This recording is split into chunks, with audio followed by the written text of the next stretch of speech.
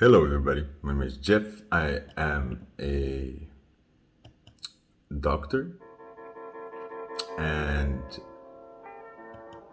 someone who has suffered from suicidal thoughts in many different stages. So I'm a patient, and I'm a wizard, which is more of the result of, which is the result of me trying or like succeeding in fixing that problem. I introduce myself now as a doctor because I do have a lot of experience. I have quite some experience dealing with suicidal patients in very acute circumstances, or dealing with patients after they've done a suicidal attempt or very extreme things. And I've had this inspiration to do this video for a long time because, I almost fell into the same trap that I've been telling other people to not fall into, is that there's only one problem with suicide, is that people are afraid to talk about it. It only gets better when you talk about it, okay? We don't have to be so afraid of saying the wrong thing, because I experienced that most patients who have these problems, they're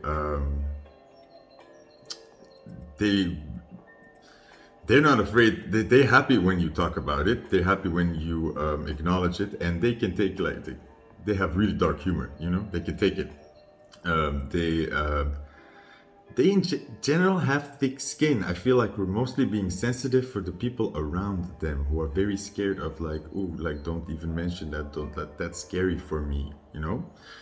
And that's why I sort of feel called to make this video, because I do think an important aspect of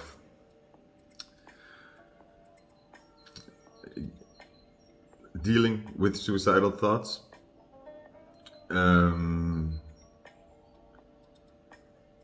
is respecting and acknowledging that part of you that chooses, that sees the choice to end your life as a very valid reason. And I feel like I've had the most experience by helping people, by kind of not encouraging them, but backing them up in that their decision or their hopelessness that they're feeling at that time, or their despair, is understandable, and that their choice to do something drastic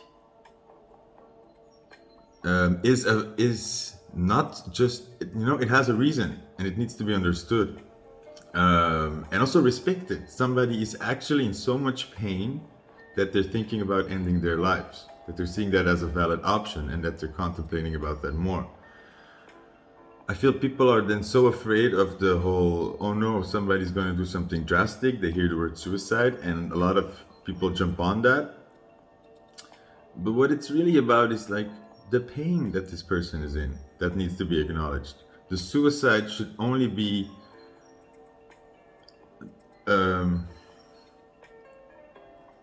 just an extreme symptom of somebody in a chronic pain or in a chronic impossible situation, where suicide actually becomes a liberating option. In a powerless situation, it becomes one of the only options you have, and it's a valid option.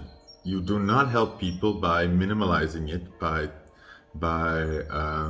saying oh, don't talk about that, and come on, you have many lives, and or guilt tripping them. You help people who feel suicidal by walking to the ledge with them, symbolically walking to stand where they stand and see that, oh my God, in your situation, I can see that killing yourself, you try to understand, okay? Sometimes you can't understand, you can't relate, because I've had in my personal experience struggles with this in many levels, but I've never gone I've never come to the extreme level of where I've had a concrete plan in place, but I have experienced the bouts of extreme hopelessness and despair. It's like it's very passionate moments, but in these passionate moments, looking back, it always felt really scary because I was in a reckless state. I was desperate to get out of something, or I felt this pain so hard that you go into a very dangerous state. It's like a sort of renegade mode, and it can be very damaging because it doesn't always have to. People go into suicide. Sometimes people go to damaging the outside. They go into an extreme aggression, like I'm going to just hurt the world, hurt people. You know, it's a passionate wave of an extreme pain and emotion and suppressed energy that comes out. You know, okay. But I'm gonna try to shortcut a couple of things for you. For yourself or for anybody else who is going through this that you know with suicidal thoughts, the best way to assess how severe something is getting, and again, this is just to assess how severe the threat of somebody killing themselves is, okay? That's just it. Is by, first of all, you need to try to understand their story. You need to walk with them in their logic, and that is important. This is why it's not about you empathizing per se with the story, because sometimes you can, but it's about they have to be giving you a logic that you can relate to in their suicidal story, okay? And the question that you usually ask is, do you have a plan? Or if you've tried this before, and in what ways did you try? Why did it fail, maybe, you can ask? Do you have a plan in place now? And if they say yes, then you ask about that plan in depth. You say, what is the plan? How are you going to kill yourself?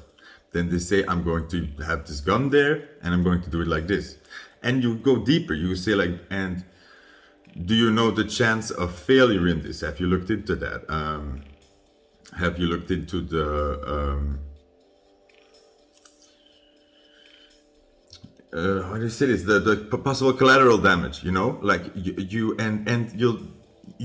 recognize the real threats. Those are the ones that have looked it up. It's like, yeah, I know exactly what to do. I have to put the gun at my, I don't know, temple like this and this angle to have the maximum chance. And I've already covered this and this and this.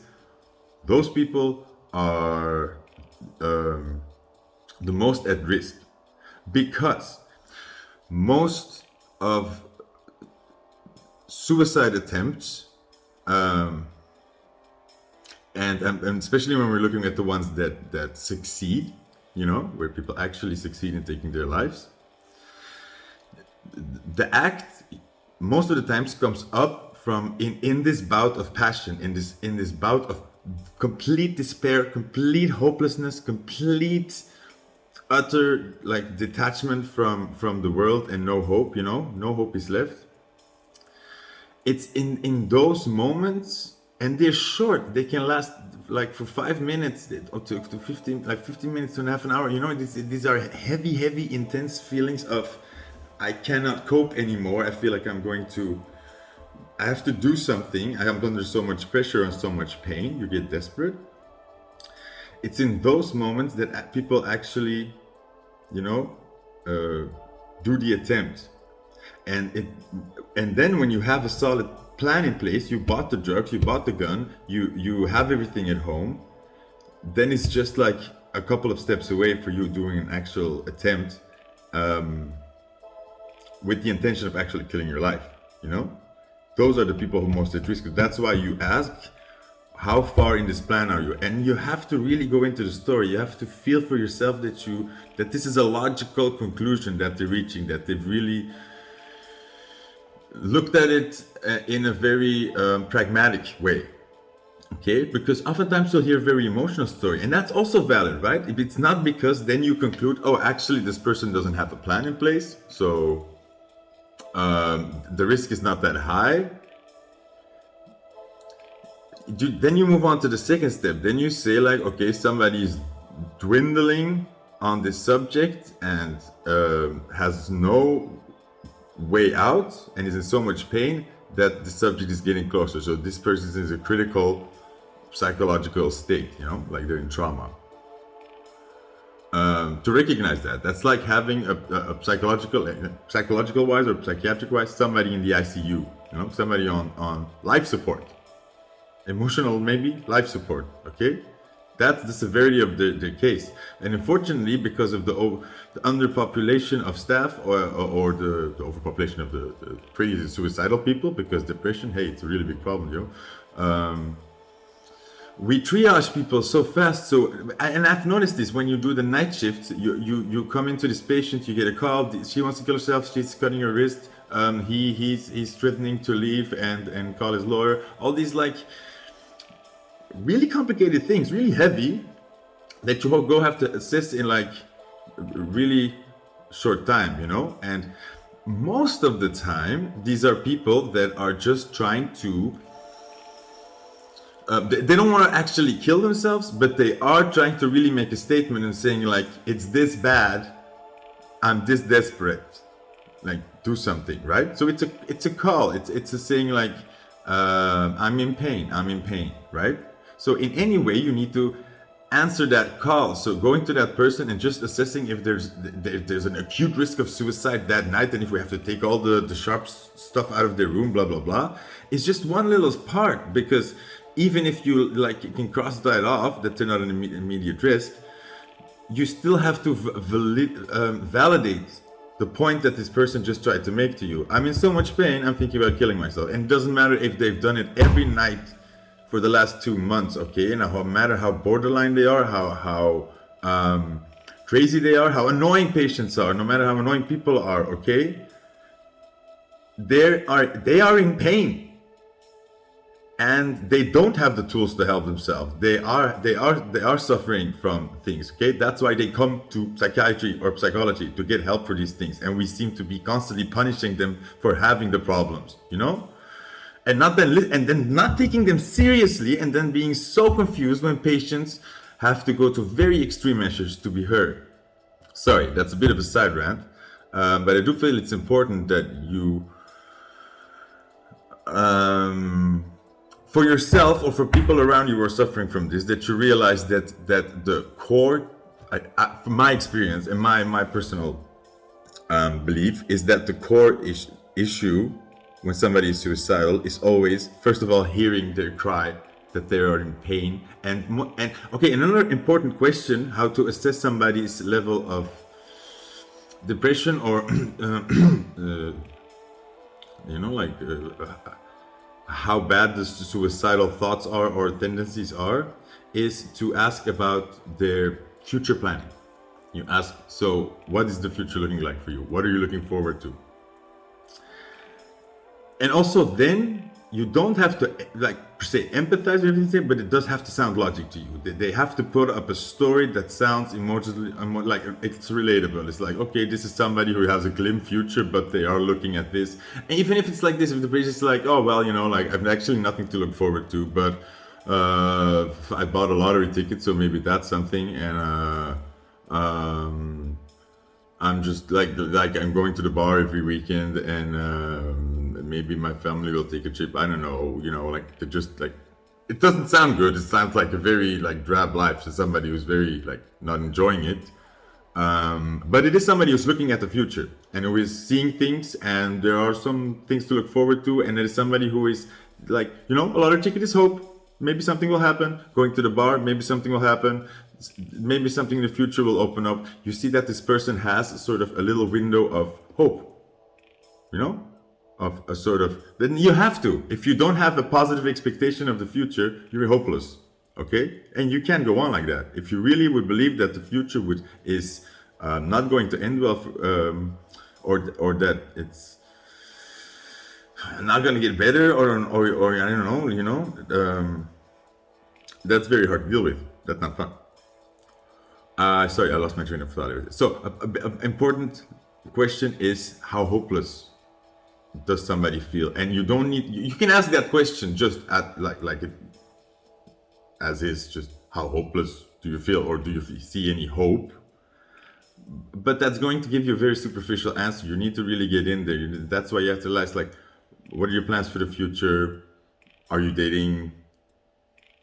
Any games coming out? If they're a gamer, if they're a football fan, is there like big competitions coming up? Like, what do they think of the teams? See how they are, like, are they projecting at the future? Are they looking at it? If somebody is completely not doing that anymore and they really are just seeing the future as drab and dreary and no way out, that's a very big warning sign. When somebody's actually in that cognitive state of saying, like, actually, I don't see a way out, then that is a danger sign. Because probably somebody has been thinking about it a long time and they have been looking for a way out and they've come to the conclusion that they can't. And that is an immense angst and pain that you carry around, and just depression. That's just sadness. That's just like you're living a life that's not going anywhere because you kind of know. Now, we can't know any, and we can't know everything for sure, but I can assure you that life can make you feel very sure about, like, the struggles that you're in. Life can be very good at giving you pain and making it feel very real. And pain is not something that we carry easy, you know? We're not supposed to be here to hurt.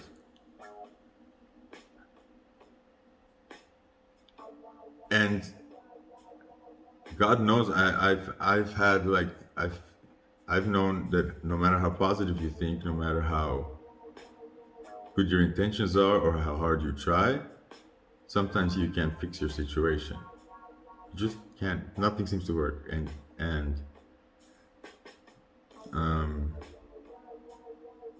how distorted the relationship with the world can be, because you can really, somehow you live in that weird bubble where you're not heard, you're not seen, and you have no impact on the world. You become not here.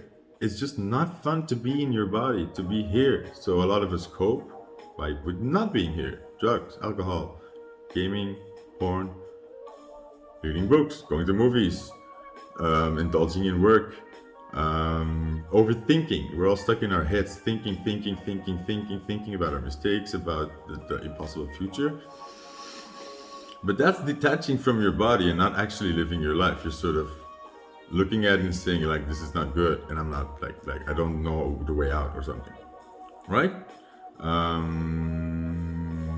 I'm saying right because I said a lot of information. Guys, sir, that was a bit of me rambling about suicide. It's a serious topic. If you find that you yourself have serious plans to do this, concrete plans, or you are thinking about it a lot and you feel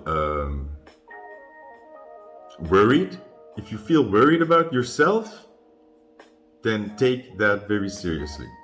Okay? Get help. Start by going to a PD, a talk person, anything. Start talking, start looking for help, okay? And I know this can be very hard. This can be like something you put on your to-do list and then it takes weeks, and then you go to somewhere and it gets canceled, and it takes forever to just sort of, maybe you don't have the money, maybe you don't, I don't care.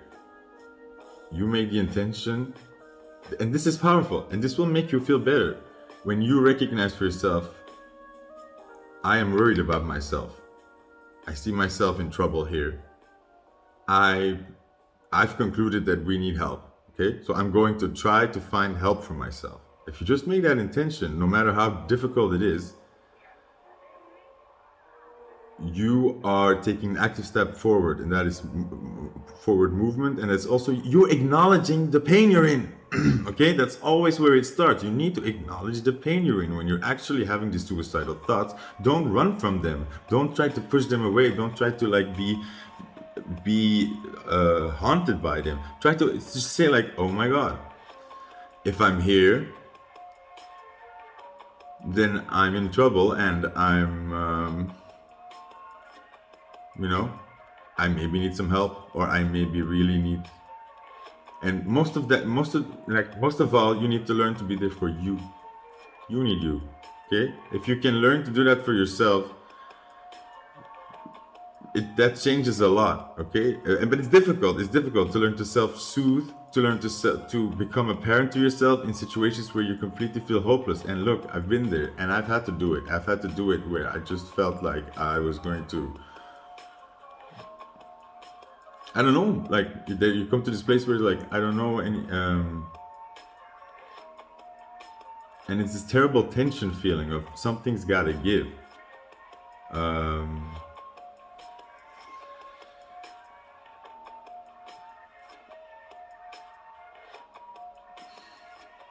When you're there, respect yourself. Respect that choice. Respect that that's a valid option. And that's usually what I did to patients when I want to kill myself. I say like, tell me like, then I take you seriously. If you're telling me that, then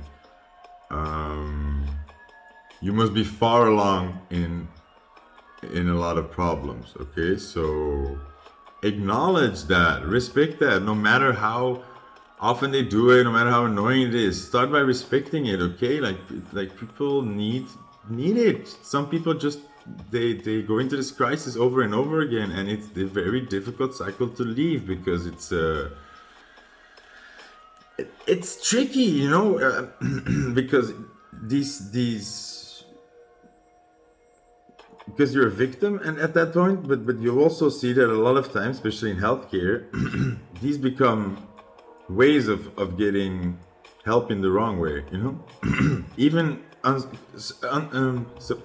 like subconsciously, you don't even know you're doing it. You just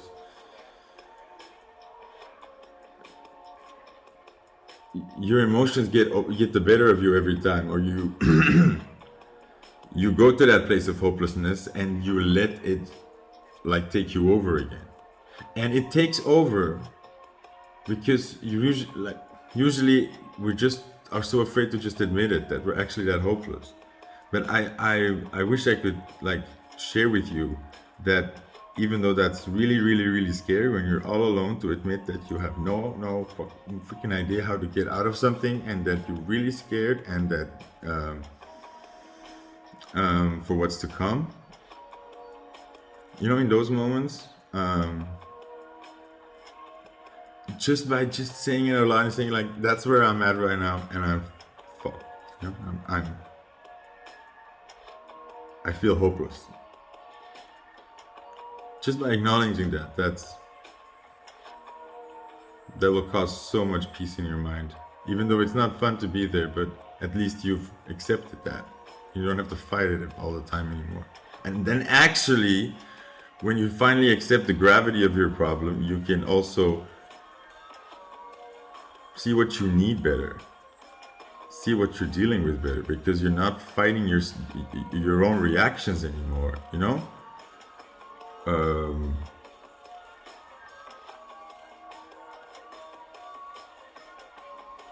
It's self-judgment of also just the fear of the idea, but we don't have to be so afraid of the idea, because like this is difficult. I've been through this. I've seen it linger in my mind, and then it doesn't usually go to straight like, oh, I want to kill myself. It just starts by a lot of imagining about it or daydreaming about it, or like, you know how it would go for me. Sometimes I would just started talking, or in my diaries, like, I can always kill myself.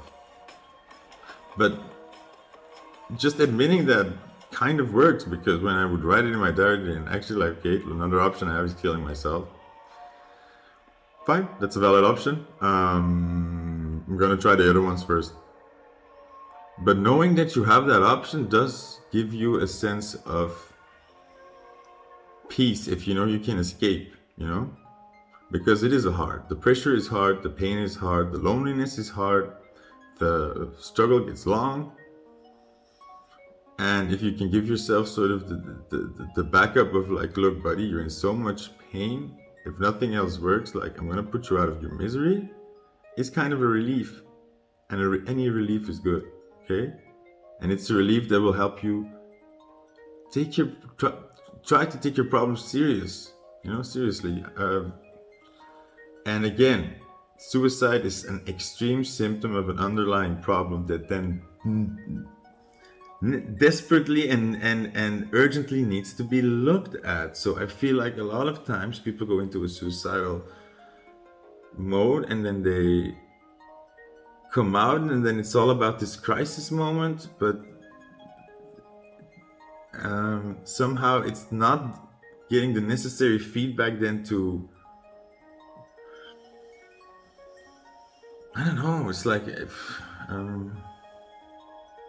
if somebody stops feeding you for a month and you're starving of hunger, we would look into that, right? We would treat you and we're like feed,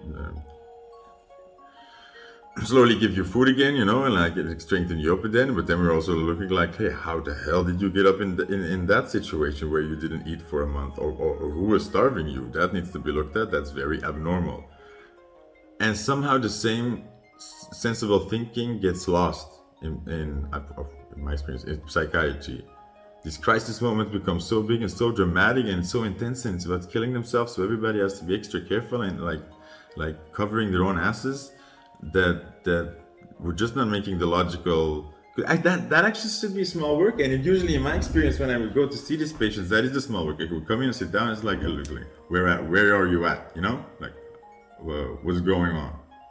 And we're just trying to like understand their reasoning. And one thing I can assure you, if you're afraid to talk to somebody who's going through this, if you really have the intention of trying to understand where they're at, you can go wrong. People feel that. People feel if you really have the intention to understand, they feel that. It's when you come with them with the intention to soothe them or to take them off the ledge, or you come with them with the intention of, kind of putting an idea in their head. Then people feel that as you, first of all, ignoring them again and imposing their own reality on yours. And that is lonely. If you can just admit to somebody that is going through this, or to yourself, like, fuck, I have no idea how to help you. This is very scary. Please just like talk me through this. Like, I'm here for you. Like, I wanna understand. Maybe I can. Let's see where we end up, That's just like, that's all. Just like saying, I don't know if I can understand. Please, I want to listen, I want to understand. I see your pain. Say that. I see your pain. You're in a lot of pain. Say that to these people. That's what's happening,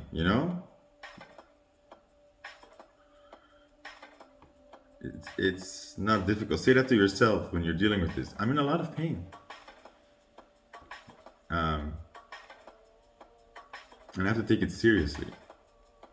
And I don't know what to do about it yet, but I know I need to start putting my priorities different. Because if you're in chronic pain, then you shouldn't be, then maybe only relief should be your worry, or it becomes normal that relief is your constant main priority if you're in chronic pain. So forgive yourself for using substances, for being addicted, for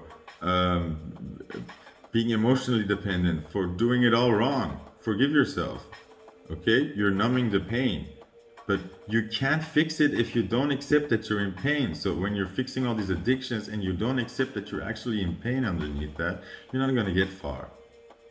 Okay, same with suicide. You need to take it seriously, assess where you are, assess where somebody else is, respect that, respect the decision, and try to understand them and acknowledge the pain. Okay? Cool. Now, how I like to work on my channel, Wizard Ways, is I try to talk about these subjects in a more lighthearted way. The intro surprised me that it's so long. And I do this by picking cards, which so we can go into like more individually where you're at maybe, or what the message that can help you, so it doesn't have to be so long anymore. These are your 4 cards. I'm going to try. No, I'm going to pause the camera. It needs to charge, and then I will be back showing you the cards and with the pick card. So this was part 1. I hope this already helped. Please leave comments if you agree, don't disagree, what you can add to this, what helped you. Share, talk about this. The best thing we can do is talk about these things, because a lot more people go through this and have these thoughts in their brain, and it's just it just means a lot of people are in pain, and we need to like help each other. Okay, help each other, and we don't do that by being silent and pretending it's not there, or trying to be brave and carry on always, you know. It gets pointless if we're all still in pain, you know, then we're just martyrs. Okay, that was part 1. Alright, so this is the pick a card section. Very simple. You choose one of these 4 cards that stands out to you, that your eyes caught first. This is card number 1, King of Swords. Card number 2, 4 of Swords. Card number 3, 3 of Cups. And the card number 4 is the 9 of the 8 of Cups reversed. Choose a card that appeals to you. Don't think too long about it. You can submit multiple messages. Sorry if it's a bit dark. The camera seems to like, but I think it will be fine. Go to the timestamps in the description box and in the comment section. Click on the blue link for your card, and then like we'll skip to your reading straight away. And I hope it helps you. And if nothing, just know you're not alone. And there's always help out there, even when it seems impossible. I've experienced that firsthand, so I hope you do too. Those were cats fighting. What is happening? So anyway, you've chosen your card. So 1, 2, 3, 4. Let's start with group 1. I hope the music is it's very ominous right now. We're just gonna let the playlist do its thing. Okay, so group 1, this King of Swords. I've said it in previous reading. If you the King of Swords, if you follow my card readings, this guy loves me. He loves me. It's always there. King of Swordsing. Okay, then I have the Queen of Swords upside down. So more swords, being very hard. Whoa! And the cards all fell. Ow. Let's see. Maybe that was an intervention. So I have to.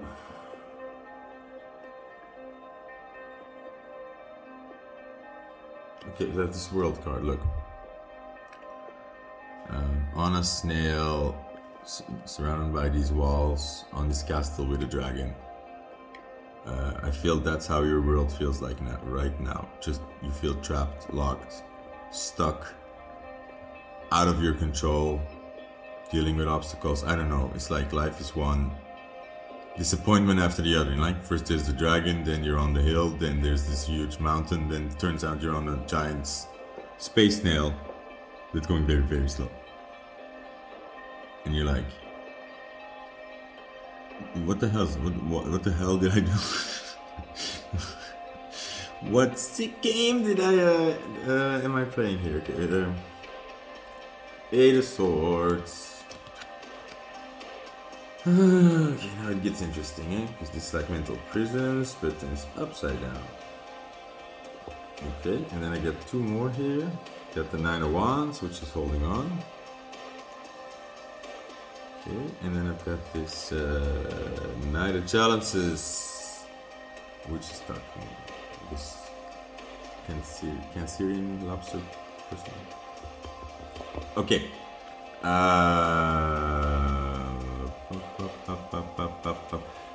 Kind of really concise message. I just want to give you some backup here, okay? Look, you are in King of Swords mode. You're being a bitch right now. You're not the nicest person. You're not feeling the nicest, okay? You're probably also really hard on yourself, but that's not really what this is focusing on.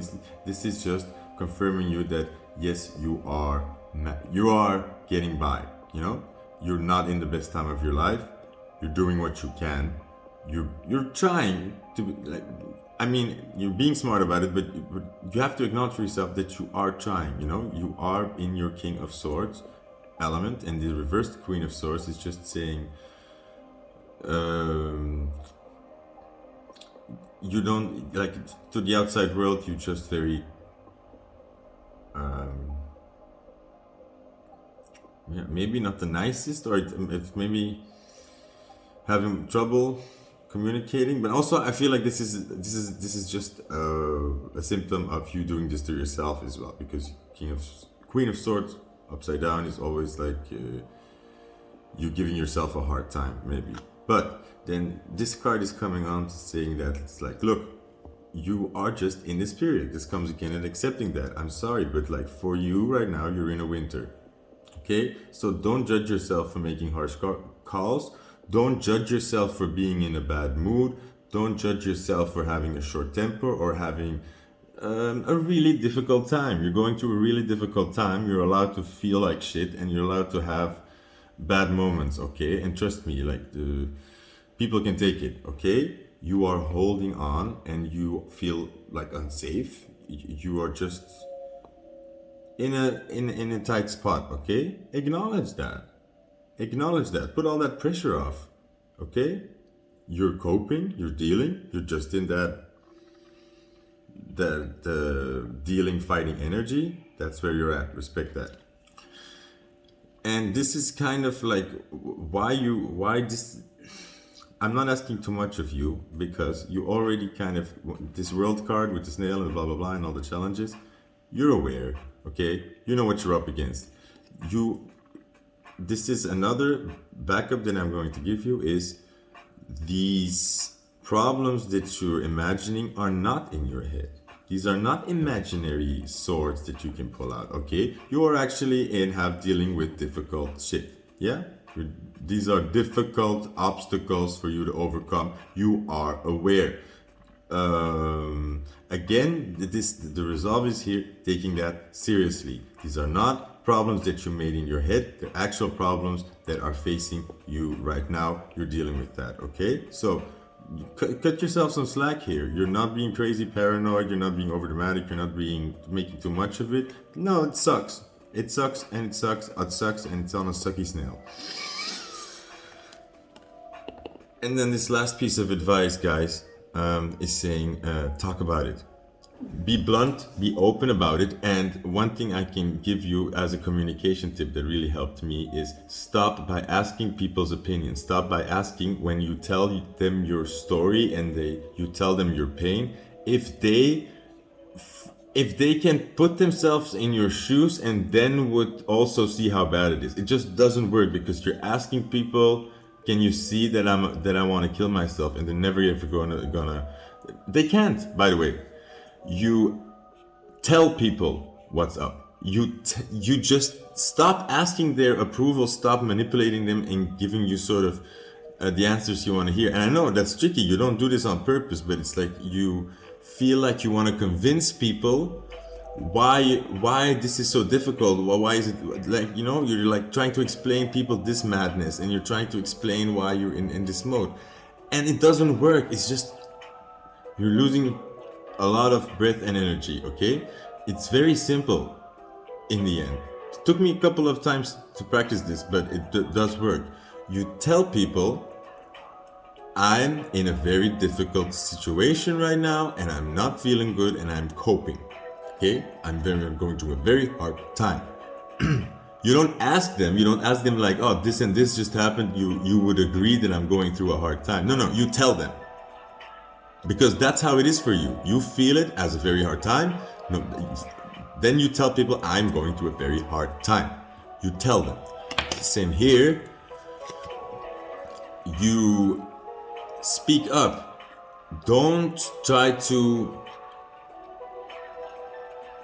Don't be ashamed for this. Say it like, look, I'm in this fucking absurd situation and it sucks so much, it's dragging me down. These are not problems I made in my head, these are real problems.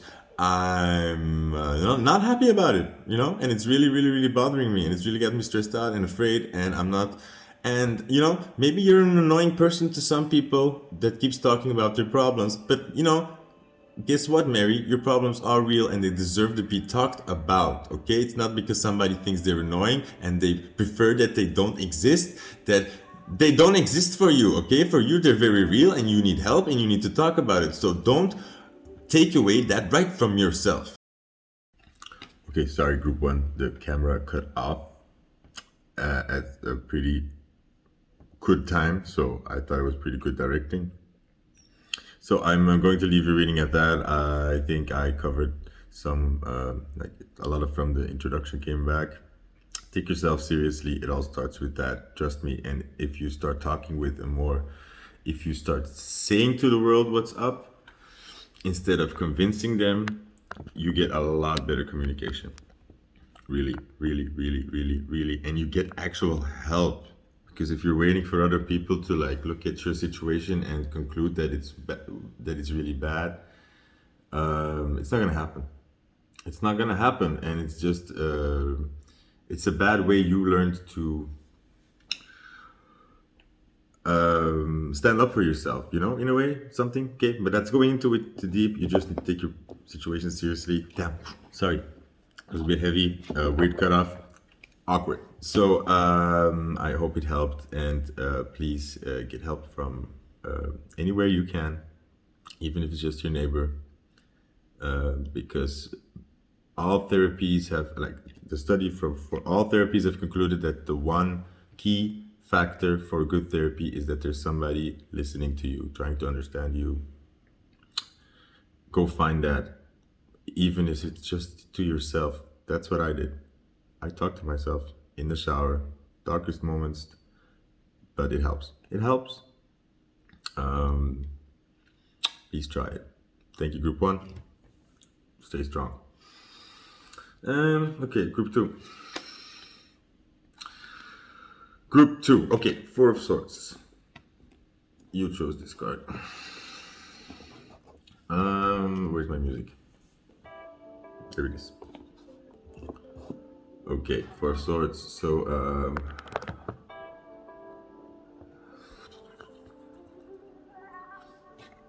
a very interesting card here, because number 4 of Swords is like rest or pausing, retreat, but she's like putting war paint on. Wait, strength reversed. Sometimes the cards want me to do this and I don't like it, but okay. Two of Wands. And the Emperor.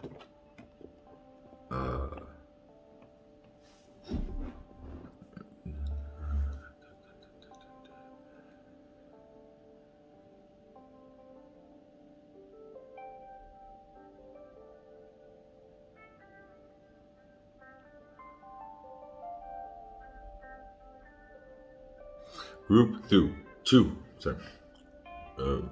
What I'm getting is sort of specific story of you seem to be in an impossible situation, and you feel something coming. You feel like you're preparing.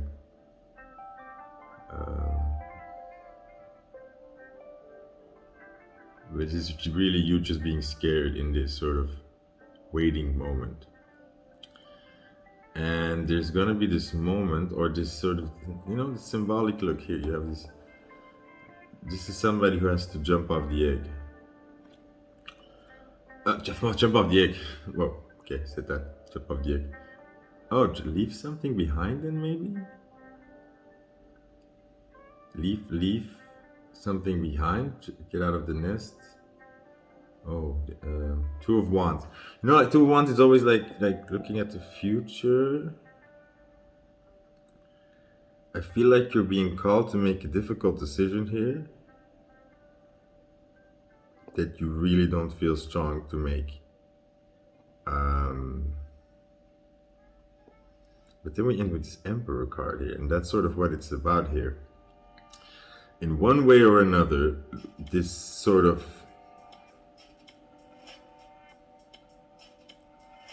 it seems like you're giving up something, or you have to surrender. You have to like throw in the towel, maybe. I feel like it's something like that, okay? Like something where you kind of have to admit defeat. I'm gonna put on a song for you from also Rick and Morty.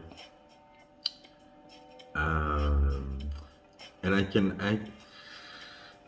this is what we are fighting against, this is what we're trying to avoid, but this moment is the moment of liberation, actually, the moment of surrender. Group 2, you just have to realize that when you're in this position and you feel like you have to leave this nest and leave something valuable, you have no other choice. Or you need to make a choice, like, no, wait, this is surrendering. Yeah, this is surrendering to something and taking a decision to leave it, you have to give up, you have to let it go, and it maybe was precious to you, but you have to surrender. That's your power. You holding on to something that is not working and not throwing in the towel is sort of you getting beaten up for no reason, and it's taking away your control, because the control is where you can leave the situation, where you can see this is not working for me, I have to let this go.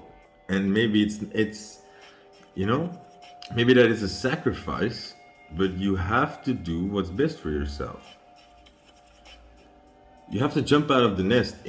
This is also like that's actually the first impulse I get. You have to just jump out of the nest, and it feels like you're leaving home. It feels like you're leaving your safety. You don't know if you're gonna fly. You don't know if you're gonna like be catching, fall in some water, or like have a safe landing. You're just very scared. You don't know what's gonna happen, but you have to do it, because that's where your only power lies. When you stay here, you're powerless. You're in a moment of time freezes. You're just in this mode, putting on war paint, and it gets worse and worse the longer you wait with this, because you're preparing for a bigger and bigger battle. You are. The more you fight this surrender, and it's really a surrender. So this should not be a situation of where you think, like I can still save this, or maybe you're making yourself think that, but this feels more like a situation where you kind of are just stuck in waiting, idle hope that maybe something will come and save it, and you need to jump, because it's not working. Okay, give things a chance. If they don't work, you can let them go. That's where your power lies. That's how you get your power back. Right now you have lost all your power, because you're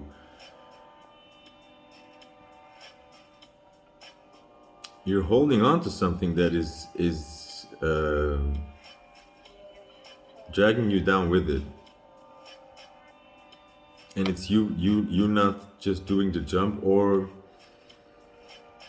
hey, if you really don't know what this jump is, or you just like it's too, if it kind of would be easier if you just put this bird that has to jump out of a nest. It's pretty clear what the challenge is, pretty clear what the fear is about, pretty clear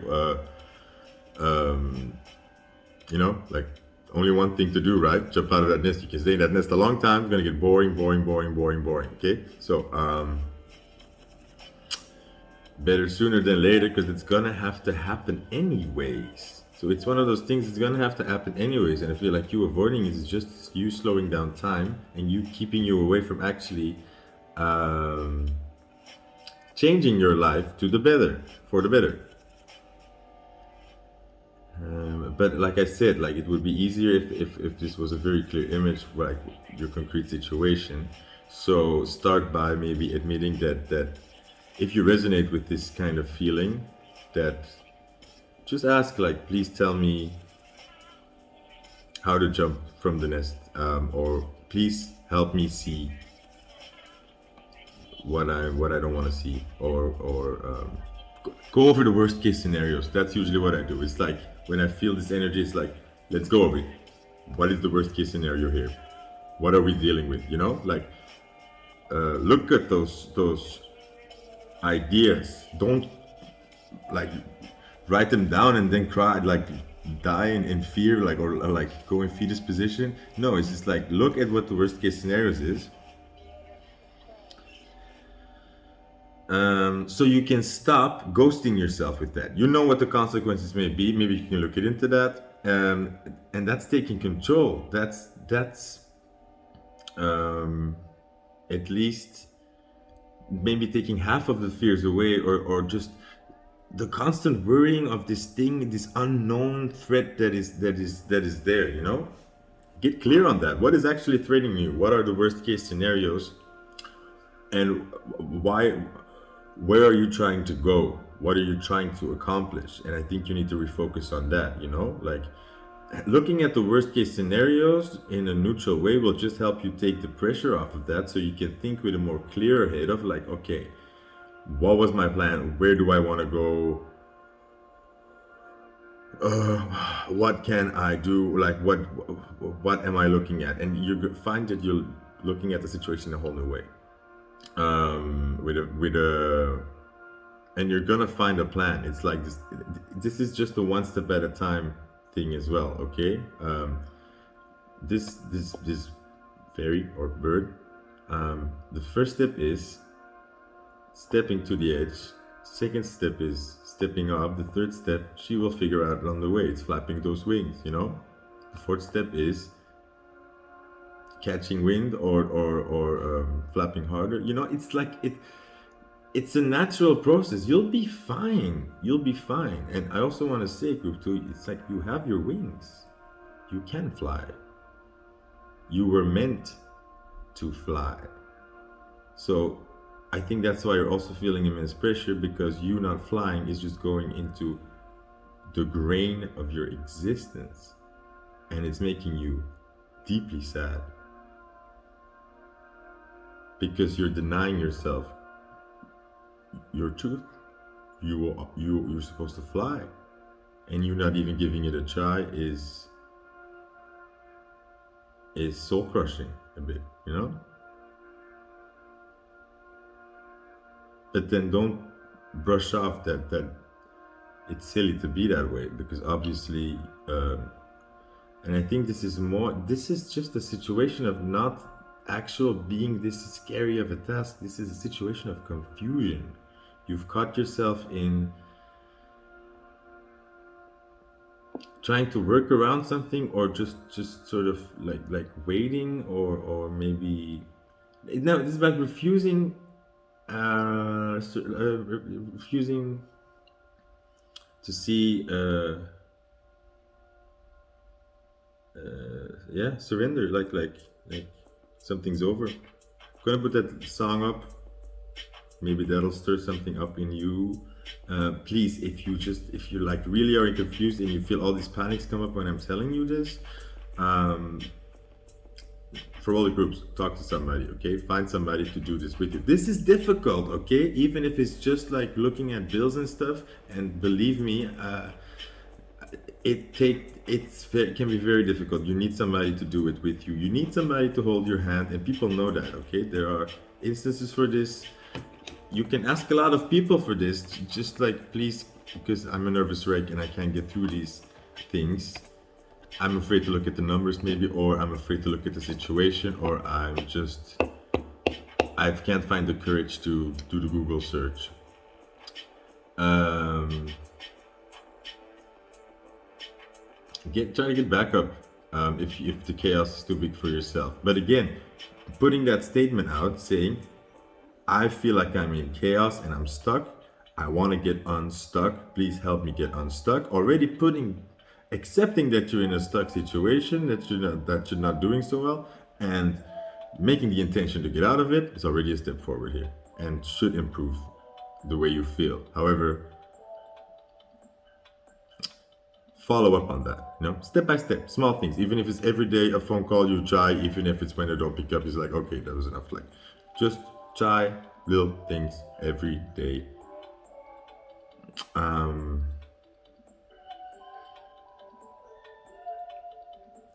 And so, and most of all, like, get out of this confusion. Know what you're up against.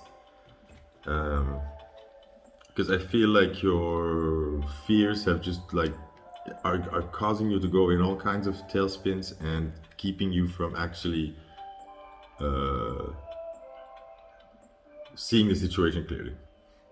Okay, group 2. Hope that helped. Please let me know in the comment section. Or each other, share your experiences. Like, share, subscribe if you think somebody could benefit from this video.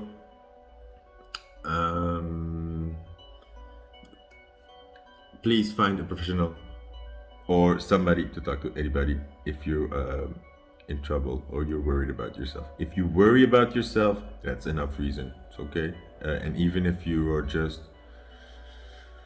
stuck, ask for help. Even if they don't help you, you're gonna feel better because you asked. It's gonna feel like at least you can't blame yourself for not asking. That's already a relief, usually, because we're in this self-blame is so easy, right? Group 2. Thank you for being here. Hope to see you again soon. Bye. And where's the photo card? Group 3. The 3 of the chalices. Party. A party. Group 3.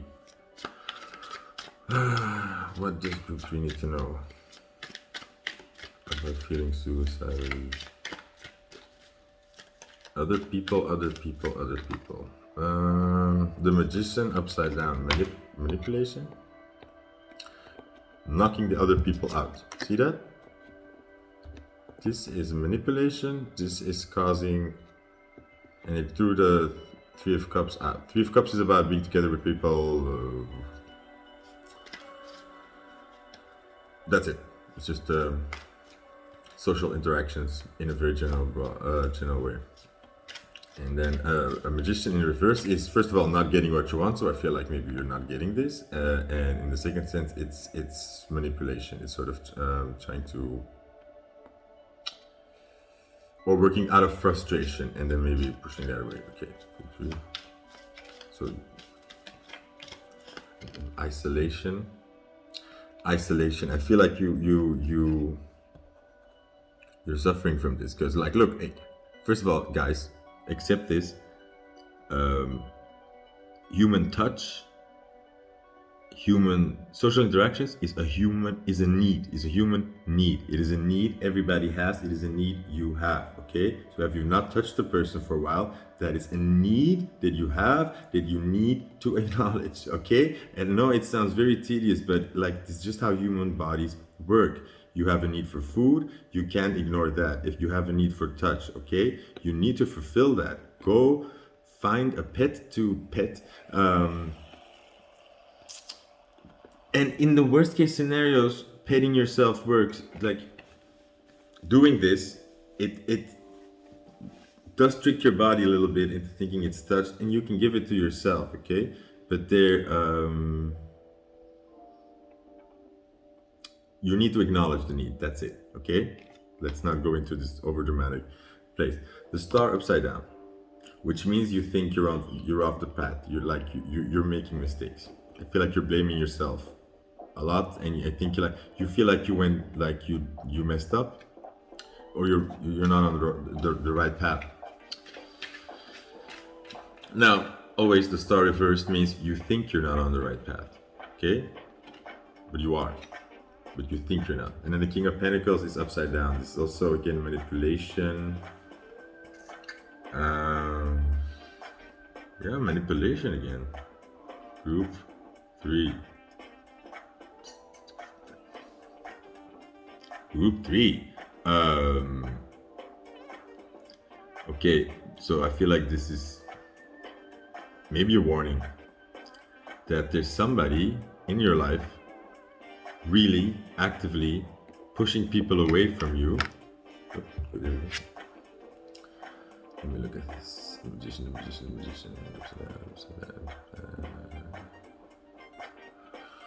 Wait, that was my first story. So I felt like there was a warning. Is like, is there somebody around you who is actually manipulating other people to go away from you? You keep being isolated, and who is manipulating you and thinking you're not on the right path?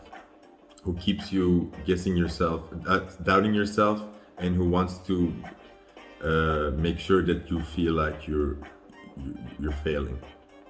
Is there somebody working against you? Are you working against yourself this way? Are you self-sabotaging connections? Are you so focused on not being on the right path that you actually don't fix it? You know, that's a bit of a self-defeatist attitude, a victim mentality. And hey, no judgment, because I've been there.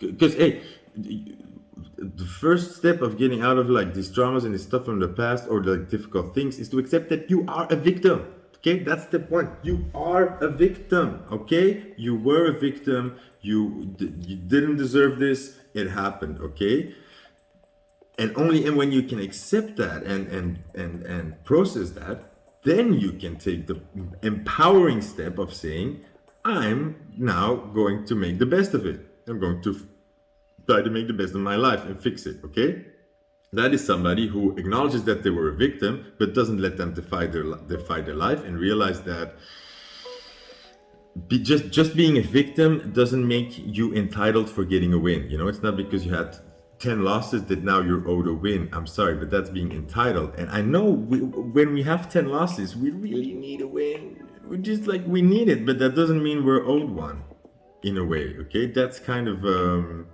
fallacy. That's magical thinking in the wrong way, because that's, you know, I go very deep into that, but that's sabotage. Le sabotage. I want more about this magician upside down. It doesn't look that harmful. He's playing with mice. That little mouse. It's really like speaking to me. The Four of Chalices. What?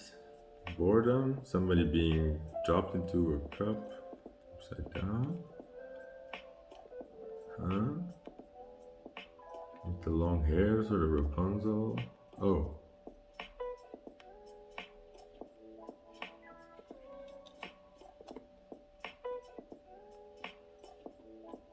Okay, again to this victim mentality. I get into this Rapunzel story now, you know, where she gets saved. Stop waiting to be saved. I think you're there. I think you're like realizing that I'm not getting what I want through other people. They're not helping me. And that just brings me around again to the number one. People around you are not helping you. You need to accept that. They're not going to save you. They're keeping you in your tower, Rapunzel, okay? You're not getting what you want because you're not using your magic. You have magic. Look what you can do. You can make mice. I don't want to make that sound silly, but you are not using what you have to actually help yourself here, okay? You deserve help from the outside, but you also have to recognize when it's not happening and when they're not helping you, okay? When they're not getting you out and they're, yes, when they're pulling you back in, maybe.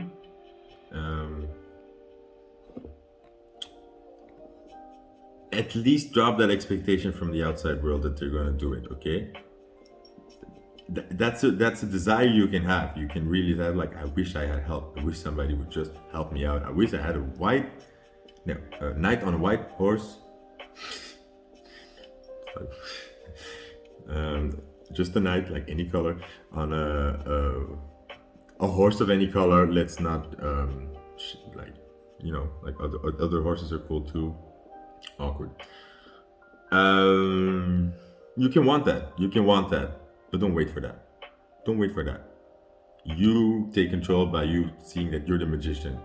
Start magicians. Start doing what you can. Start doing what you can for yourself. It doesn't have to be. You don't have to save yourself in one day. Start making your life a little bit better. Start seeing what you can do. Take it forward. Okay. This is, and then I see the same here. It's like taking back that control of like, I am on the right path because the right path is my path. Okay. I freaking make my path, and I have the power to change that path. Take that control, start being a King of Pentacles and actually making business decisions instead of staying in this, I don't know what to do, I can't get out, I feel so lost, I don't know what to do, because that just becomes an excuse to not do something again, you know, and that's a loop. And it's difficult getting out of a victim mentality. My dear Lord, is it difficult. 4 of Wands upside down. Yeah, this is calling for inner alignment. This is sort of the marriage card, but this is saying like you need to back yourself up here. You need to find that marriage in yourself, okay? Don't wait for the outside world. Find like that agreement within yourself that says like, look, even if we did everything wrong, even if like, if all, like we need to start being in one line with ourselves. Stop that thing. Okay, then we go into that self-sabotage, you know, because if you're like constantly trying to stop yourself from getting out, or you're pushing good things away, or you are using your victimhood or this entitlement or this sort of this not knowing how, maybe you're just really like hopeless and powerless in it, but if you keep using those emotions to not actually try, then you're kind of sabotaging yourself out of fear, and that has a reason, you know. You need to understand that part in yourself. You need to understand why, where does it come from, and are people around me actually helping me or not make those decisions. Back yourself up. You need to be in alignment. You need to find those answers within yourself first. Don't look at other people. Ask the questions to yourself. Look, these and these people are around me. Do I feel like I can trust them? What have they been doing for me? How has it been going? How do I feel when I talk to them? What can I expect, you know? And then go more concrete. Okay, how can they help me? Let me go just ask that. Let's just not wait until they offer it. Let's go ask that, okay? That is taking control.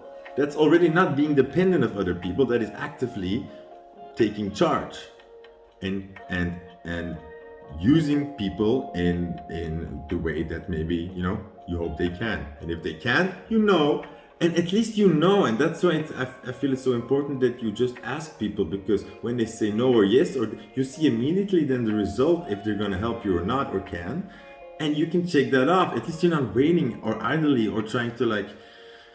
And it's also fine then to like sort of cut people off when you say like, look, while I'm going to fix this, I can't be explaining you my problems if you can't really help me. No offense to you. I need to focus on myself here. I need to figure out for myself what is right, what is wrong. You know, like take charge. Stop letting it drag you around. And I feel it's a combination of people around you, and it's a part inside yourself that sabotages this. And I think it has to do with you sabotage this part inside yourself to become independent and to actually save yourself, because you're still protecting the people around you, okay? I think if you could honestly see more that the people around you are not helping you, and that your protection is not helping, you know, you are not, it's not giving you the love you need. I think it's from this belief that when you go on, you sort of go into isolation. If you would like you would never get the help you deserve or something. But that's a wrong. You need to flip that around. It comes exactly when you give it to yourself, and when you, yeah, this is not easy again. This is really like deep stuff. So please, if you like, write in the journal, talk to anybody about this, try to, and like, just talk out loud. Try to find certainty within yourself about certain things, and then move forward. Don't look at the outside world to give you the direction or validate you, because it's not going to come. And I feel that because there are factors around you that kind of don't want to help you, or just aren't that good at it, and you not recognizing it is not helping yourself. It's kind of like keeping yourself in idle hope, and it's making you bitter towards other people, and that's also not necessary. um, this is difficult when you're alone and you really need help and people can't help you. It's a hurt, it's a wound that gets reopened, but you owe it to yourself. And you just need to remember, like, look, I learned to do this in a bad way. Let me just try the opposite of what I've been doing. That's what I try a lot, and you'd be amazed. It's surprised at how amazing effects that have. When I find myself in these annoying situations, like, let me just do the opposite of what I normally do, and then like try something completely different and just change the energy somehow. And also something that, like, I've been dealing with it a long time, and something that I've been getting out is when I just see myself freezing and sitting down in my sort of, it's not self-pity, it's really sort of like you're fighting, and suddenly you're drained and you just feel the sadness of it all. And then I see myself freezing, and it's become a matter of just saying like, okay, no. I'm allowed to feel shitty, but I don't have to sit here in silence and be shitty. I can still do stuff. I can feel shitty, and it doesn't have to change my trajectory. Okay? Stop rethinking things at every turn. That makes just, make it easy for yourself. Do things that give you relief. Do things that are easy. Just try to help yourself, and try to back yourself up with these ideas, and try to make decisions. You don't have to be right about them. You need to find that unity within yourself.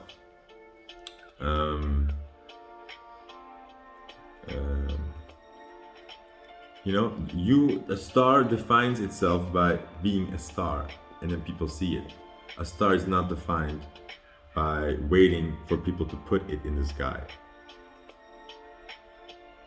That's not how suns get born. Science. Is it? Maybe it's not. Maybe it's exactly that. Oh, weird. I hope this helped. I felt like this was a lot of things to each other, but I feel like they all kind of sort of interwove really neatly into the whole aspect of the outside sabotage is the inside sabotage. And I think the inside sabotage works to keep those outside people close to you, because you are still covering them with a facade that they're doing something good for you. And usually it's really about just adding up the facts, counting the receipts, saying like, what has this person done for me lately? I've been communicating this and this and this. Do I feel that this person has responded in a way that I would have hoped? Without blaming them, but you need to know what you got in front of yourself and what not, and then like move on. Stop being so waiting for other people. You'll be waiting forever. Oh my god. Okay, you have like one life. Go. Don't wait for the other people. They'll move when you find unity and you get clarity. They move. Trust me. Your energy is so split right now, in this way that it just, everything you do good you work against it. So this is just exhausting. That's why you need to kind of reset and find take steps from unity. Just try to do from every day, find a place where you can take this decision forward that the whole of you agrees on, for sure, where you just back yourself up and then stick with that. Then don't doubt yourself the next day. They're like, nope, I did that from a good place. I really believe that was the right decision. I'm going to stick by it now because I did that from unity, okay? And then keep trying to make moves from where you are absolutely sure what you know. Don't make moves when you're not sure. Just don't feel pressured. Work with what you know. Slowly build that up. And that's what good scientists do. They work with what they know, okay? They don't work with the worst case scenarios and then point that, you know what I mean? Or 3. Good luck with these things. It takes time. It takes time, and it gets better. And the more you see the pattern, the more you realize that there's a way out. And there's a way out. Always. Always. Always. And the fact that you're here already is like you're on a trajectory that cannot be stopped of healing this. So don't even sweat. Okay. Like, share, and subscribe if you think this would help anybody or just for me. Thank you. And I'll see you in another reading. Bye. Group 3. Good. And then we have group 4. All right. Let me see. So they told me to keep this upside down. It's 8 of chalices. So what we're looking at is chalice upside down. Normally this would be being in your emotions, like really overthinking your emotion in the moon. This is not. Interesting. What does group 4 need to do here? And those are all the cards. So first I've got this card, the Seer. Do you think it's the High Priestess here? I'm not so sure. The Seer, time. Okay, the Seer. Okay.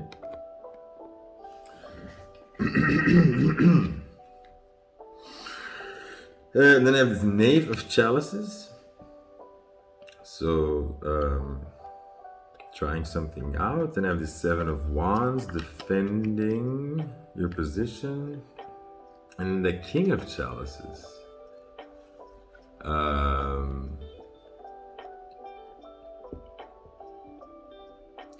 And the King of Chalices, being very confident in your emotions. Okay. So, group 4. Somehow this is a short message. So let me just get it. This is kind of saying, don't wallow in your emotions. Don't overthink. Don't take. Try to not take everything so seriously. Okay, like no matter how bad it feels or things feels, at the end you have to realize that it's just. Nothing is ever so big that you will drown in it. It will always like you can put distance between it. Okay, and I've seen this, like I've had when I took LSD and I've had trips and I felt like I was actually like going to die, like collapse. But then you realize you let it happen, and then it just zooms out again. You don't die, you just accept, and then the dimensions expand. Okay. Just that nothing is that big that it can ever rule you, okay? Only when you choose to do so. So this is asking you to be a bit more detached, use your intuition, because what I see here is somebody who is learning to stand up for themselves. This is somebody who is naive a little bit maybe, and who has ideas but is uncertain about it and has to defend them, and that's a learning process. Okay, and this ends up with you being somebody who is very strong, very sure of their emotions, and who has no problem speaking up for that. Okay, they're no noob anymore. They have no problem defending this. They're very confident. But I feel like you're in this process of becoming that. So you are being met with challenge. You are being asked to stand up for yourself, to defend your ideas, to defend your own feelings. And that's what it's about. Defend your own feelings. Keep defending your own feelings. Don't let anybody else devaluate what you or discard what you feel, or try to dictate what you feel. You know, hey, I'm feeling cold. Hey, and the other person says, hey, it's not that cold. That's that you need to say like if I feel cold, then I'm cold. Okay, then that is a problem that is actually happening. It's not because you don't feel cold that I'm not having this feeling. Okay, you are learning to stand up for these feelings, and I'm going to tell you right now, every time you don't, you're going to feel depressed as fuck until you do, because that's the learning curve you're on. You need to follow that instinct. So from now on, I want you to, when you suddenly feel depressed, you need to go into this High Priestess mode and say like, hold up, where did I make a move, or where did I do something that's where did it switch? I was happy, or I was feeling good, and then suddenly, boom, bad. Trace it back. What happened? Where did I not stand up for my emotions, or where did I let other people bully me in this, or where did I not honor myself? Because standing up to other people, that's not the big problem. It's standing up to yourself usually, saying, I have this feeling is valid, I don't give a shit what other people feeling about it, but for me, this is what happened, this is my truth, and that's my, go away all you stuff, okay? You are becoming this person. So I feel like you just need a reminder that you're learning to stand up for your feelings, and that's not easy, especially if you come from a place where people didn't stand up for your feelings. You're starting from behind, and the world gets very nasty in how they try to tell you what to feel and how to behave and what the normal reaction is, okay? People are going to make you feel like you're awful. You're going to go to therapists and you say like, oh, I'm so angry because I was in a traffic jam, and the therapist is going to go like, this anger, tell me more. It's the weirdest thing I've ever heard. Okay, and it's going to infuriate you, and rightfully so, because that therapist is an asshole. He should say like, yeah, that's a normal feeling to have when you're stuck in a traffic jam, anger. But you could ask like, aren't you a little bit too angry about it? Like, are you every time this angry when you're in a traffic jam? That must be annoying for you. And it's acknowledging that the other person's feeling and story is valid is important, and you need to do it for yourself first. So you are on a mission, and every time you're going to falter in this, you're going to feel depressed as fuck, and you need to trace back, and this is going to get very exhausted, and you're going to and sometimes it's not easy to find this, or it's painful to finally stand up for something, it's confrontational, and it brings up a lot of it costs a lot of energy sometimes. So respect yourself in that. And now I know what this first card is saying. This is like you not honoring your emotions, or walking away from emotions because other people don't validate them, or you probably not the smartest thing, or somebody said it was a weird thing to react, or let's say you become angry at somebody for what they do, and they tell you like, oh my god, you're overreacting, or you're always this angry, whoa, you're crazy person for being so angry, and you say like, oh wow, maybe that's not a valid emotion. You kind of abandon yourself, because what that other person just did was completely wrong. He did not validate your anger. He did not say like, oh, I actually did something that caused that anger. He completely wipes that away and says like, oh, your anger is completely weird and wrong, and you need to stop it. Fight back. You're learning to fight back. It's not easy, and your internal guidance system is helping you tremendously by making you feel instant depression when you're off track. This is to help you, because the solution is like that. You take pen and paper, you say like, when did I feel good? When did I start feeling bad? What do I think happened? And I swear to God, you're gonna find an answer every time. You're gonna feel better every time.